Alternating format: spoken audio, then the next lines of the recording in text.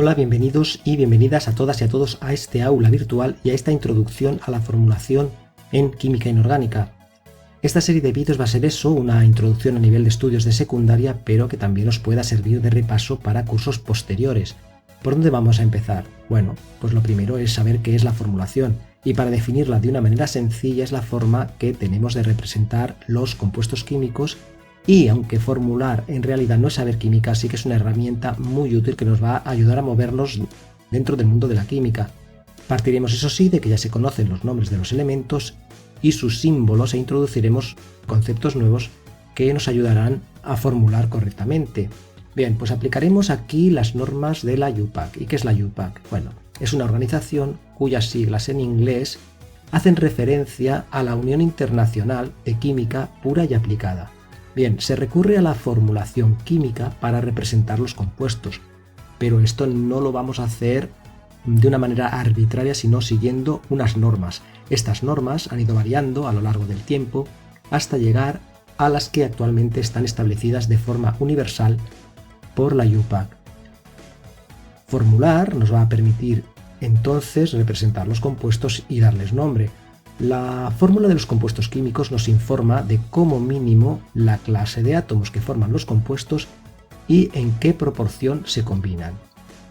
Y hemos dicho como mínimo porque algunos tipos de formulación nos permiten además conocer información extra, como por ejemplo su estructura, distribución espacial, etc.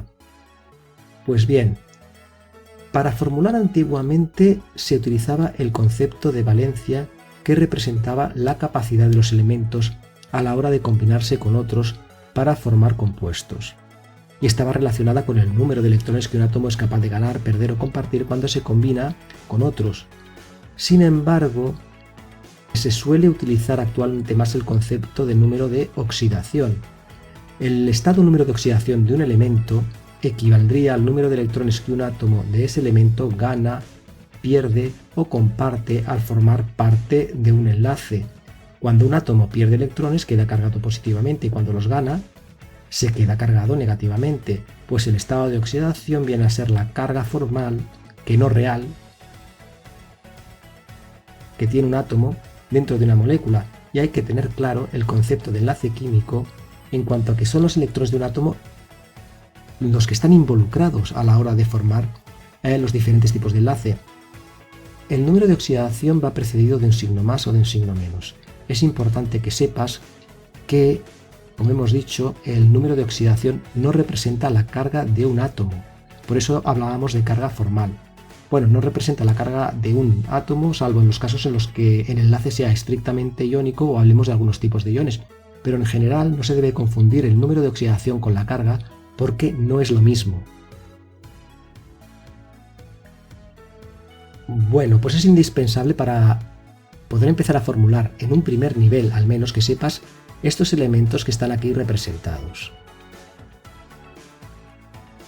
Como puedes ver, no están todos, no son los únicos, pero yo creo que sí que son los más importantes. Tenemos aquí estos elementos y los números de oxidación con los que se suelen encontrar. Deberéis memorizar estos valores también, pero ya veréis que con la práctica no resulta tan difícil como parece. Como ves, también hay algunos elementos que tienen más de un número de oxidación e incluso números de oxidación positivo, negativo. ¿Por qué? Bueno, el que sea uno u otro depende de si ese elemento en cuestión es más o menos electronegativo que el elemento al que acompaña para formar un enlace.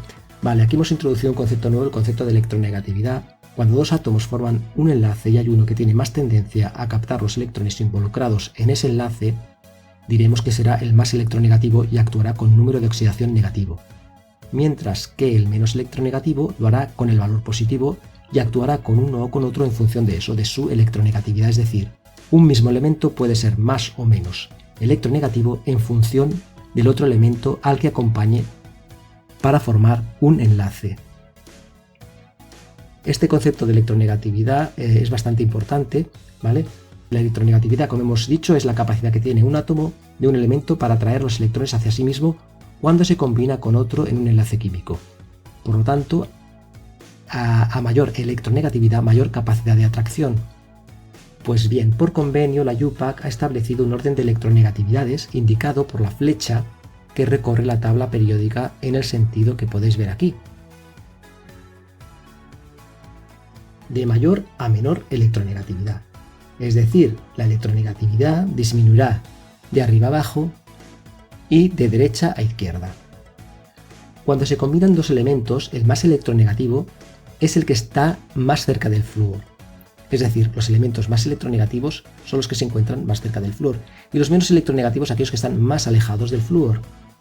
Si os fijáis, por ejemplo, en el hidrógeno se encuentra entre los grupos 15 y 16. ¿Esto qué significa? Pues bien, que será más electronegativo que aquellos elementos que tiene a su izquierda, pero menos electronegativo que aquellos que tiene a su derecha, ¿vale? No están aquí representados los gases nobles, ya que por su estabilidad pues no tienen tendencia a combinarse con otros elementos y no se suele hablar de electronegatividad para ellos. A la hora de representar los compuestos, escribiremos en la fórmula los elementos más electronegativos a la derecha y los menos electronegativos a la izquierda, siguiendo este convenio que podéis ver. Ya cuando empecemos a formularlo veréis, sobre todo porque esto lo vamos a repetir mucho, ya iréis viendo a medida que sigamos introduciéndonos en el tema que no es tan difícil como parece. Bueno, ¿y qué compuestos químicos vamos a tratar? Pues estos que tenéis aquí. Veremos 4 tipos de compuestos inorgánicos. Consideraremos sustancias simples, compuestos binarios, compuestos ternarios y cuaternarios. Vamos a empezar un poco más en detalle. Las sustancias simples son compuestos que están formados por átomos de un mismo elemento.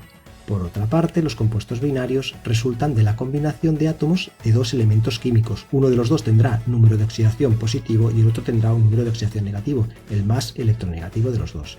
Estos elementos se combinarán de manera que el compuesto resultante sea neutro, es decir, no pueden faltar ni sobrar cargas, ¿de acuerdo? Y dentro de los compuestos binarios pues veremos los óxidos, los hidruros y las sales binarias. Todos ellos os los he descrito aquí, ¿vale? Muy bien, pues veremos también los compuestos ternarios, que siguiendo el mismo criterio, como ya os imaginaréis, son compuestos formados por átomos de 3 elementos distintos. Por un lado tenemos los hidróxidos, combinación de un elemento metálico con el ion hidróxido. Tenemos los ácidos ternarios, que son compuestos de carácter ácido que tienen en la fórmula 3 elementos químicos diferentes, el hidrógeno, el oxígeno y un elemento que suele ser un no metal. Las sales son compuestos ternarios e iónicos que resultan de la combinación de un ion positivo o catión y de un ion negativo o anión. El catión suele ser un metal y el anión procede de los ácidos anteriores que hemos descrito que han perdido uno o más de sus hidrógenos. El anión tendrá tantas cargas negativas como hidrógenos haya perdido. Esto ya lo veremos cuando sigamos estudiando estos compuestos. Si este anión no ha perdido todos sus hidrógenos, dará lugar a una sal de carácter ácida y la he puesto aquí aparte porque bien podría tratarse de compuestos cuaternarios o de compuestos ternarios, ya que hay aniones que provienen de ácidos hidrácidos que tienen menos elementos involucrados. Bueno, todo esto lo iremos viendo a medida que vayamos avanzando y no quiero que os confunda o que os líe, así que de momento pensad que esto viene a ser únicamente una clasificación de los compuestos que vamos a aprender y nada más. Quedaos de momento con esto, ¿vale? En cuanto a los tipos de nomenclatura que vamos a utilizar, o sea, la manera en que vamos a nombrar los compuestos que vamos a formular, ¿qué tipos de nomenclatura vamos a ver? Pues principalmente veremos la sistemática, ¿vale? La nomenclatura de Stock y la nomenclatura tradicional. La denominada tradicional está en desuso y ya no es aceptada en compuestos binarios, ¿vale? Como hidruros, óxidos, sales, peróxidos. También en los hidróxidos, aunque estos últimos no son compuestos binarios sino ternarios. Le echaremos un ojo a este tipo de nomenclatura debido a que a lo mejor os la podríais encontrar en algún libro que consultéis, que ya tengo algunos años, solamente para que la tengáis en cuenta y que no suene raro.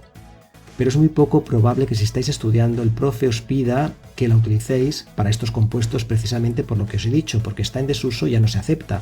Sin embargo, y por el contrario, la nomenclatura tradicional sí que se acepta para oxoácidos y oxisales.